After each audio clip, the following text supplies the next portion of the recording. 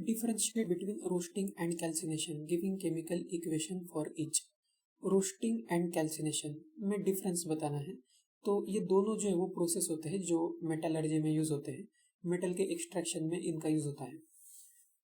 तो दोनों का एम जो होता है वो सेम होता है कि दोनों जो है वो मेटल ऑक्साइड में कन्वर्जन करते हैं ओर का।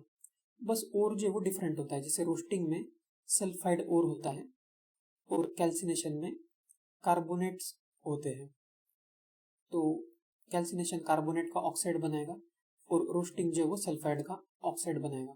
दोनों ऑक्साइड ही फॉर्म करते हैं।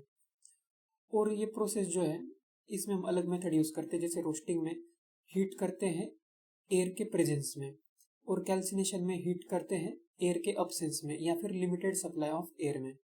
तो ये एनसीईआरटी में डेफिनेशन और वो सब दिया होगा, यहाँ से जैसे डेफिनेशन लिख सकते हैं।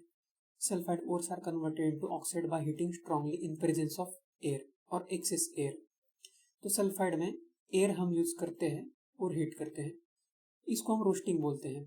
इसी का ऑपोजिट है, जैसे हम कार्बोनेट्स में यूज करते हैं जो प्रोसेस, उसमें होता है हीट तो करते हैं लेकिन लिमिटेड सप्लाई ऑफ एयर, इसको बोलते हैं कैल्सिनेशन। और ये दोनों रिएक्शन जो यहाँ पे नीचे दिए होंगे एग्जांपल्स के साथ। तो रोस्टिंग में से लिख सकते हैं हम सल्फाइड प्लस O2।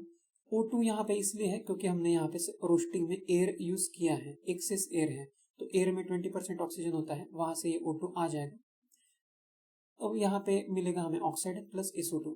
कैल्सिनेशन में कुछ ऐड नहीं होगा यहाँ पे O2 या कुछ, क्योंकि यहाँ पे तो हमने एयर यूज ही नहीं किया है, तो सिर्फ कार्बोनेट को हीट किया है, डायरेक्ट ऑक्साइड प्लस CO2 मिलेगा।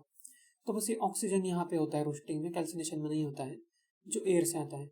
तो ऐसी रिएक्शंस और डेफिनेशन हम लिख सकते हैं।